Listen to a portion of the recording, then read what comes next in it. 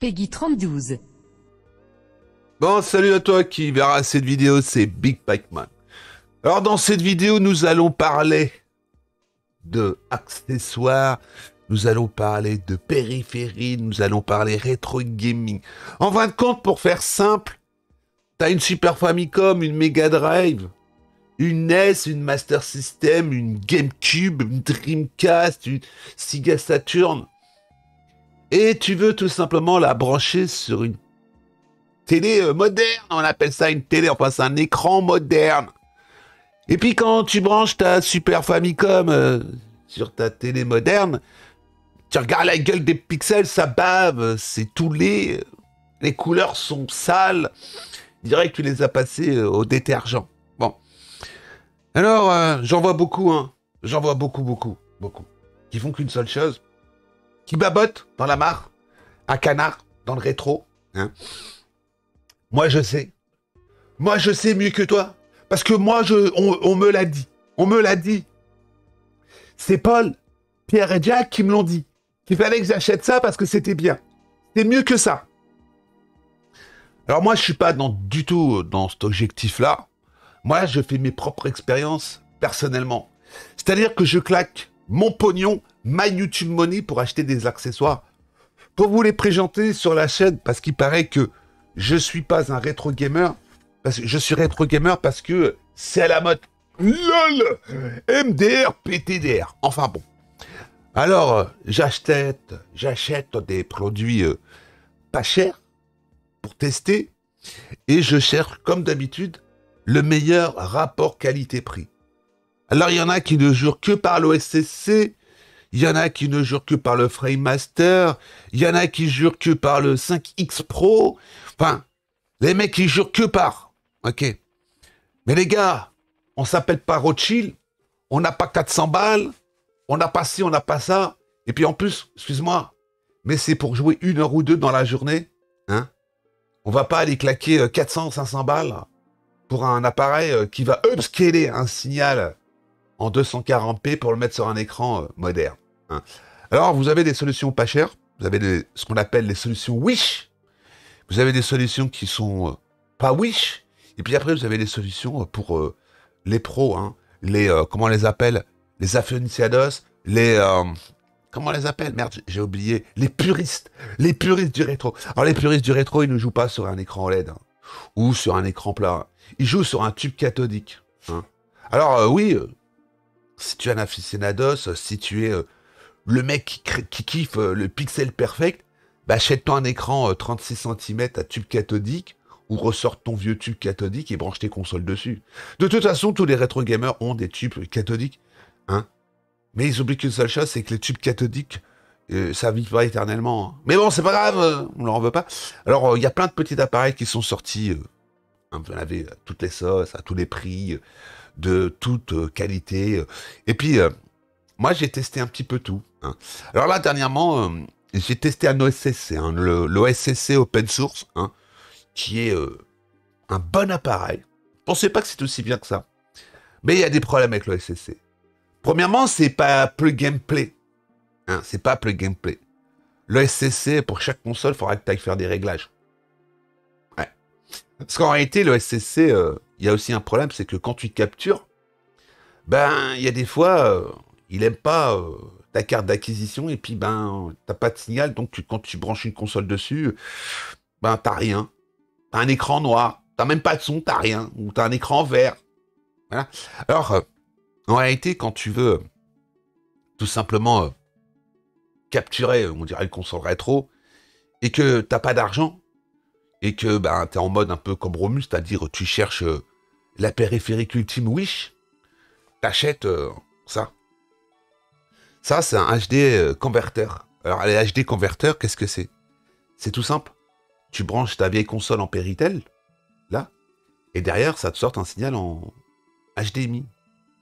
Cet appareil prend quasiment toutes les consoles. Du PAL, MTFS, tout ce que tu veux, tu vois. Il prend tout. Et il te renvoie le signal en HDMI. Sans broncher. Et ce qu'il y a de bien avec ce petit appareil, qui coûte en moyenne entre 30 et 40 balles, ou 50 balles, c'est que, c'est pas cher, ça fait le café, et le signal, il est pas trop pourri. Surtout si ta console est en RGB. Oui, parce que ça, on va venir en parler après du RGB. Hein, on va parler. Alors là-dessus, tout passe quasiment. On dirait qu'il y a 90% des consoles qui passent. Par contre, si t'as une console Atari, tu peux te brosser, hein, mon. Alors, tu branches sur le parenthèse, ça marche. Là, alors, ça, c'est bien. Mais c'est lourd. Tu vois, c'est lourd. Alors après, si t'as plusieurs consoles, il existe des appareils comme ça. Ça, tu vois, c'est le wish du rétro. Ça, c'est des trucs qui coûtent généralement pas trop cher. Ça dépend. T'en as qui sont très très bons. T'en as qui sont très très bons et qui font un très très bon boulot au niveau du upscale du signal en HDMI. Mais bon, les câbles de bonne qualité, il faut que tu comptes entre 30 et 60 balles. Ça coûte 15 balles. Ça, c'est compatible avec toutes. Je dis toutes. Le Super Nintendo. Les Nintendo 64. En fin de compte, ça c'est un truc. C'est, je te dis pas de conneries. J'arrive même pas à voir qu'est-ce que c'est marqué dessus. NES, Nintendo 64. Et il me semble même qu'avec ça, tu fais tourner la GameCube. Ça, sur Alibaba, ça vaut 15 balles. Sur Amazon, ils te le revendent 30 balles. 30-35 balles. C'est le business. Voilà. Alors, vaut mieux acheter quoi? Ça à 15 balles sur Alibaba ou acheter ça? Ben, je vais être sincère avec toi. Si tu as plusieurs consoles, parte sur un SCAR comme ça. Voilà. Ça fait le café, en façon. Hein. T'as une console en mode RGB sur un écran moderne et que tu t'en fous que t'aies pas des Skyline ou quoi que ce soit, prends un truc comme ça te suffira largement. Alors après, si tu veux aller beaucoup plus loin, beaucoup plus loin sur la qualité de l'image, ça dépend de ta console, bien sûr. Hein, si tu prends une Super Nintendo, une Mega Drive ou une NES ou une Master System, ne rêve pas. Ne rêve pas, tu n'auras pas la qualité comme sur un tube cathodique. Tu vas brancher ça sur ta télé HD, tu auras une image de merde qui sera baveuse, les couleurs seront ternes, mais tu auras un signal vidéo, ça fonctionnera. Tu vas passer par ça, tu auras une meilleure qualité d'image. Une meilleure qualité d'image. Le son, il n'y a rien à dire. Le son, généralement, le son, il passe bien. Donc voilà. Mais tu auras quand même une meilleure qualité d'image avec ça. Surtout si ta console est RGB. Eh oui, le RGB. Le fameux mode RGB. Voilà, parce que le RGB, c'est pas du composite. C'est pas la même chose. Enfin bon, voilà. Alors, tu as sur le marché à l'heure actuelle, tu as l'OSCC. Alors, le tarot d'un OSCC, que tu veuilles ou pas, si tu l'achètes basique, c'est 140 €, peu importe la marque. Entre 140 et 180 € l'OSCC, c'est le tarot, je me suis renseigné, j'ai regardé partout. Alors, il y en a qui me disent, ouais, ça coûte 70 €. Je sais pas où, t'as vu ça, mais voilà. Alors après, tu as le Framemaster qui est déjà ancien. Hein. Un Framemaster, c'est au bon vouloir des vendeurs, c'est abordable. Après, tu as le 5X Pro. Le 5X Pro qui est un upscaler qui est, à l'heure d'aujourd'hui, on peut dire le meilleur appareil que tu peux trouver sur le marché. Ouais, j'ai regardé des tests, je me suis beaucoup renseigné sur les appareils. C'est le meilleur appareil que tu peux trouver, tout simplement pour brancher une console rétro sur un écran moderne. Tu peux faire plein de réglages, mais c'est pareil. Il y a des problèmes, comme sur tous ces appareils-là. La perfection n'est pas... L'OSCC, il faut bidouiller à mort. Il faut faire chaque réglage, chaque machin, enfin bon là. Le 5X Pro, qui est le meilleur appareil, ben il y a certains jeux, certaines consoles ou quoi que ce soit qui aient des problèmes, ça dépend de ta console, enfin. Mais voilà, ça c'est bien, mais c'est pas le top, t'as pas la meilleure qualité d'image, tu peux pas mettre des Skyline, tu peux pas étirer l'écran, tu peux rien faire, ça c'est le truc classique. Donc voilà, alors si tu cherches un appareil pas cher en mode juste pour brancher une console rétro sur un écran moderne et que tu t'en fous un peu de la qualité d'image, ben prends un truc comme ça. Tu en as plusieurs modèles, c'est nickel. Si t'as qu'un seul modèle de console, part sur des câbles de bonne qualité qui sont comme ça. Alors, je sais plus, hein, tu as des marques, renseigne-toi, tu as des forums.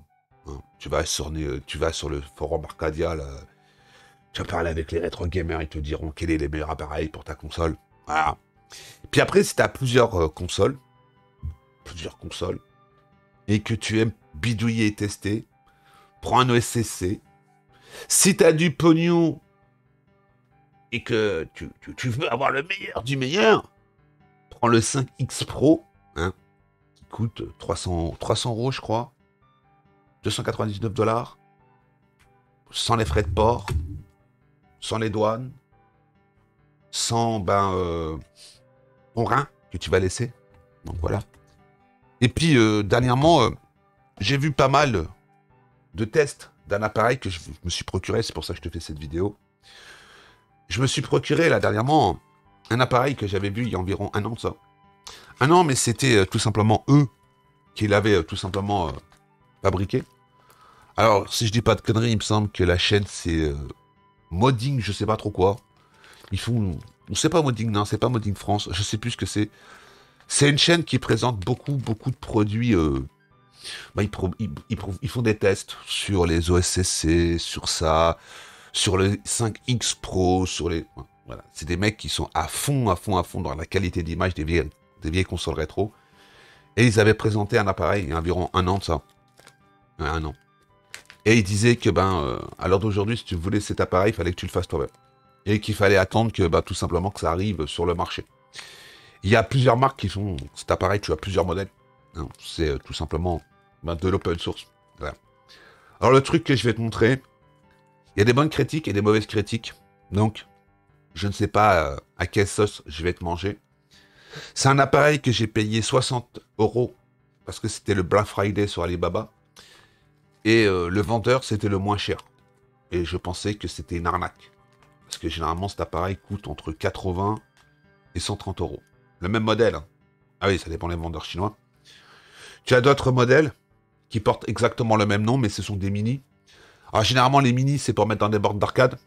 Voilà. Pour brancher les écrans VGA, avec une sortie VGA, tu vois. Puisque tu as des réglages dessous que tu peux faire. Donc, voilà. Alors, l'appareil que je vais te présenter, c'est quoi? Ça vient d'où? Rien de Chine. Alibaba. Je suis l'un des premiers à vous présenter cet appareil. On dira en langue française. Je suis l'un des premiers youtubeurs sur la plateforme YouTube francophone, parlant français, à vous présenter cet appareil. Oui, je le dis et je suis sûr de me dire, à part l'autre chaîne qui l'ont présenté, mais le boîtier n'était pas du tout le même, c'était pas le boîtier finalisé comme ça, c'est eux qui l'avaient fait, donc.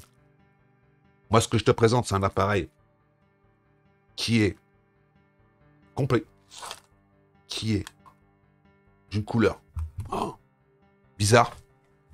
Je te présente cet appareil. C'est quoi? C'est le GBS-C. Voilà. Qu'est-ce que c'est? En fin de compte, tu vois, ça, c'est un SCAR. Comme ça. Mais qui a des entrées Péritel, VGA, en YQV. De l'autre côté, tu as une sortie HDMI, une sortie jack pour le son, et une sortie VGA. Alors, cet appareil a une puce à l'intérieur Wi-Fi. C'est-à-dire que tu peux te connecter avec ton téléphone sur cet appareil, tout simplement pour faire plein de réglages. La résolution, déplacer l'écran de gauche à droite, de haut, d'en bas, de l'étirer, de le retirer dans le sens. Tu peux faire des réglages et des réglages et des réglages. Alors j'ai testé le SSC pendant environ une semaine. Le SSC de mon ami qui l'a acheté à plus de 240 balles sur eBay. Et personnellement, le SSC, j'ai bien aimé. Mais c'est pas Apple Gameplay. Et il faut faire des réglages. Alors ça, il paraîtrait que c'est du Plug Gameplay. Ouais. Alors devant, tu as plein de réglages. Hein, tu vois, tu peux régler les RGB. Les RGB, pour les gens qui ne savent pas ce que c'est le RGB, c'est tout simplement la palette des couleurs. Hein. Le vert, le bleu et le rouge. Je dis pas de conneries, ça doit être ça. Hein. C'est toutes ces couleurs qui font tout simplement que tu as des couleurs Voilà, c'est tous les couleurs qui se mélangent. Et ça te donne de la couleur. Alors cet appareil, tu peux faire bien sûr la mise à jour avec la sortie micro HDMI qui est ici. Alors que tu reçois l'appareil comme ça, tu vois, juste comme ça, tu n'as rien d'autre. La chose que tu as à l'intérieur, tu as un mode d'emploi en mode LOL, la gueule du mode d'emploi, voilà, c'est ça, il n'y a rien du tout, où il t'explique 3 merdes et il est tout en anglais. Voilà. Il n'y a même pas de code QR code pour aller télécharger ou quoi que ce soit. Enfin, bon, voilà. T'as ça, t'as le secteur.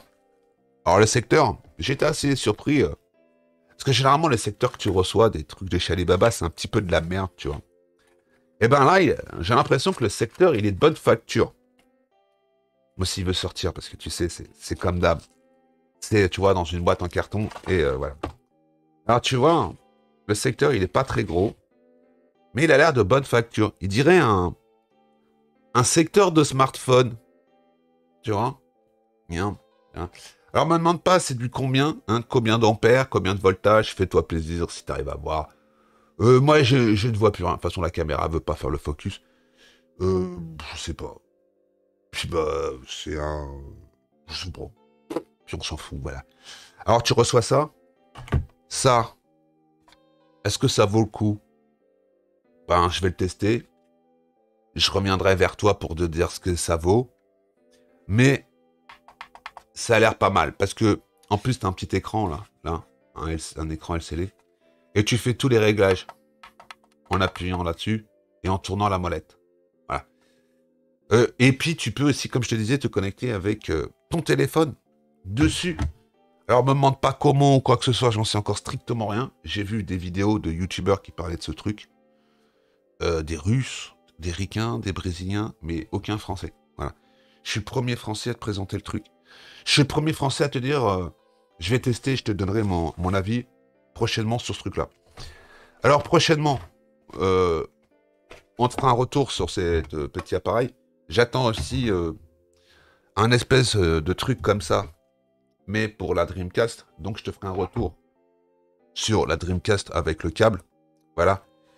Et puis, je suis en train d'essayer de m'arranger là pour récupérer la carte SD de la RPI Team. Donc, pour l'instant, j'attends. Voilà.